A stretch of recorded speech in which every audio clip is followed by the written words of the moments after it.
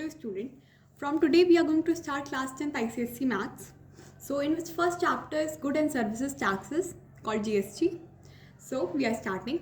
So GST is an indirect tax taken by a government on the supply of a good and services, on the sales of a goods and tendering services. तो good और service tax क्या होता है, ये government के द्वारा लिया जाता है.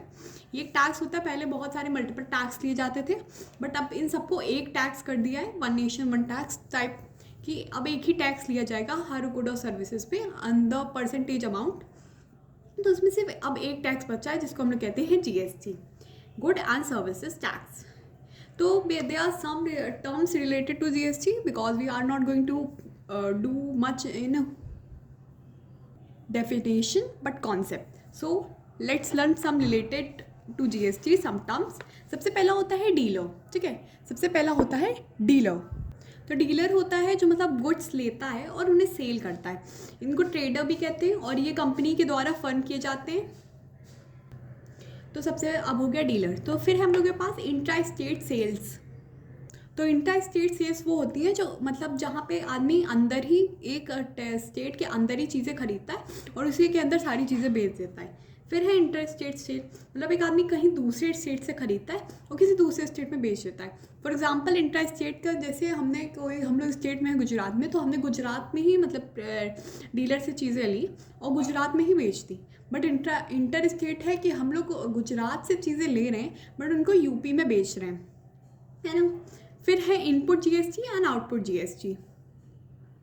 तो जीएसटी इनपुट जीएसटी होता है GST paid by dealer and output GST होता है जीएसटी कलेक्टेड फ्रॉम कस्टमर. तो जीएसटी मान लो जैसे किसी डीलर ने मतलब कहीं जगह से खरीदी है कंपनी से, तो वो उसको जीएसटी देगा जितना अमाउंट उन्हें लगाया होगा.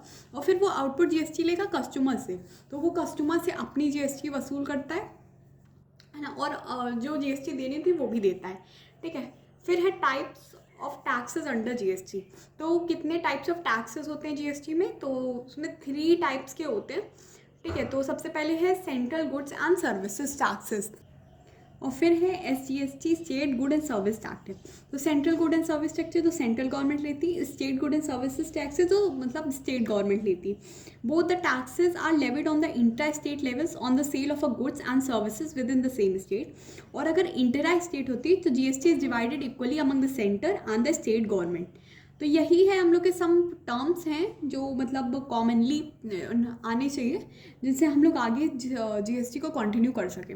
नेक्स्ट, सो वी शुड एक फिर इनमें टाइप्स में आईजीएसटी भी होता है, लेकिन वो हम लोग के सिलेबस में नहीं है, तो we would not study that. पर मैं आपको एग्जांपल देती हूँ. ठीक है. तो ये एग्जांपल मतलब एक बुक में है फ्रॉम आईसीएससी ओनली. तो let's firstly read and then I will explain. A dealer in Karnataka sells good worth rupees 3,000 to a dealer in Karnataka. Suppose GST rate is 12% on these goods, then GST will comprise of CGST 6% and SGST 6%. The seller will collect 6% of 3,000, example 180 as CGST, which will go to the central government, and 6% of 3,000, that's 180, which will go to the state government of Karnataka. The dealer collects 20% of 3,000, that's 360 as total GST, half of which goes to central government, another half goes to the state government of Karnataka. मतलब है कि एक dealer ने कर्नाटक में मतलब 3,000 rupees की एक दूसरे कंज्यूमर को बेची, तो अब वो कंज्यूमर से अपनी मतलब जो जीएसटी उस पर गुड्स पे हैं वो लेगा. 12% जीएसटी है. 12% में आधी आधी ऑफकोर्स मैंने बताई है ना, सीजीएसटी और एसजीएसटी के बीच में होती है, मतलब 6% सीजीएसटी और एसजीएसटी को 6% मिलता है. तो फिर जितना रुपया है उतने का मतलब हम लोग जीएसटी लेते हैं. तो ऑफकोर्स फिर उसको जो 6% ऑफ 3,000 दैट्स 180, और फिर 6% ऑफ 3,000 दैट्स 180 इक्वली डिवाइड होगा सेंट्रल और स्टेट गवर्नमेंट में, और वो उतना से पे करेगा जीएसटी के रूप में एज अ डीलर. ठीक है. तो ये इसका मतलब है दैट्स नॉट अब इतनी ज़्यादा भी जीएसटी नहीं है, इतनी बड़ी कोई चैप्टर नहीं है, बट हाँ ईजी है. मैं आपको एग्जाम्पल करके दिखाती हूँ, then you will get it very right. So the question is, a shopkeeper buys an article वो whose printed price is rupees 4,000 from a wholesaler at a discount of 20% and sells to a consumer at the printer's price. If the sales are intrastate and the rate of GST is 12%, fine. The price of an article inclusive GST at which the shopkeeper bought it. There are 4 parts of this. This is the first part. Okay. So the price of the article inclusive GST at which the shopkeeper bought it. तो shopkeeper ने एक मतलब 4,000 पे 20% of पे उसने wholesaler से ख़रीदा है और फिर उसने कंज्यूमर को उसी प्रिंटेड प्राइस मतलब 4,000 पे बेच दिया है. अगर सेल इंट्रा स्टेट है मतलब एक स्टेट में ही है तो the rate of GST is 12%. तो हम लोगों को निकालना है कि शॉपकीपर ने कितना मतलब प्राइस दिया है इंक्लूडिंग जीएसटी. तो सबसे पहले है 4,000 रुपये का है जो उसने लिया है. तो डिस्काउंट होगा उस पर 20% का डिस्काउंट है. 20% का डिस्काउंट है. तो लेट्स हैव तो amount of discount is equal to 20 by 100 into 4,000.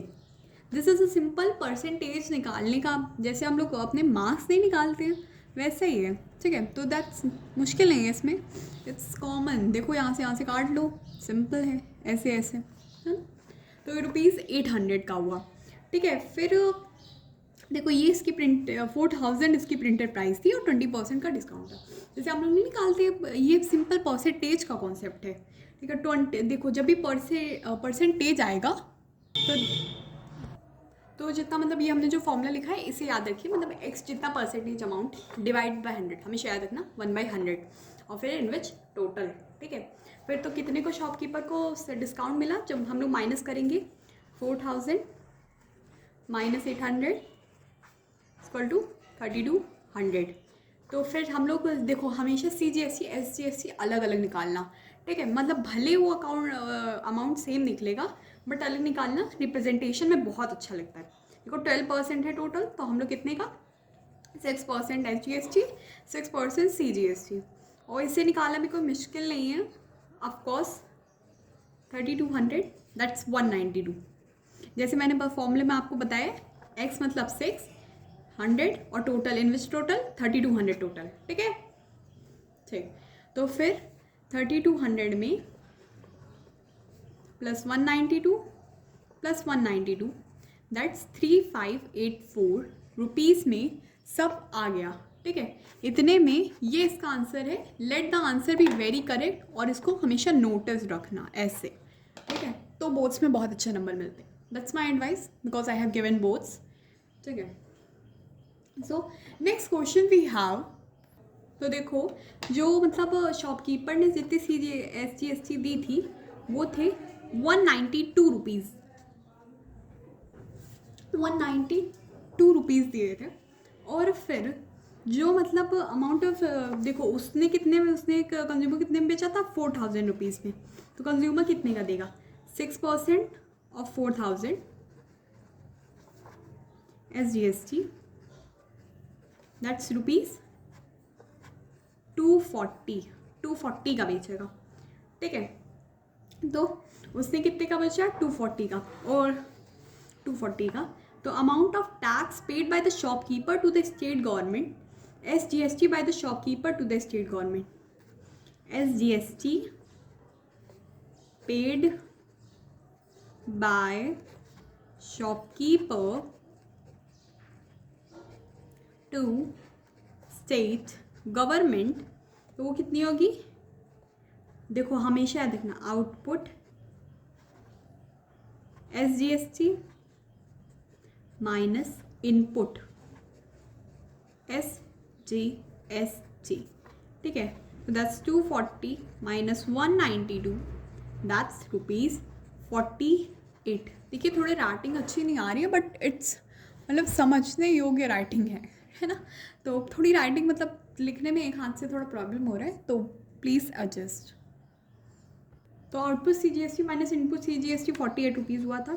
तो ये amount of tax receive by central government हमेशा होता है CGST paid by wholesaler plus CGST paid by shopkeeper. Wholesaler मतलब जिसने बेचा था उसने 192 रुपीज़ दिया होगा और शॉपकीपर ने 48 रुपीज़ दिया. तो 240 रुपीज़ हो गए. क्योंकि देखो ऐसा होता है ये आउटपुट से जीएसटी क्यों, देखो ये जो 240 था ये दिया था हम लोगों के कस्टमर ने, और 192 मतलब जो सेलर ने, तो जो जितना कितना पैसा बचा उसके पास CGST देने के लिए, ₹48 ओनली, क्योंकि आधा तो उसी ने दे दिया है ना। तो फिर है ना, कंज्यूमर कितने रुपए दे रहा है, वो दे रहा है 4000 plus 242 CGST 242 SGST, that's equal to ₹4480. This is how the question is done. ठीक है, तो here we have completed our GST portion. I'm going to give you 3 questions. You can do it and answer them in a comment. Please answer them in a comment. I will provide you solution tomorrow in next class. So please answer them in a comment. I will surely give the answers and I will give reply to them who will give me the answers. And if they are correct, I will give them a 10 out of 10 grade. Okay? First question.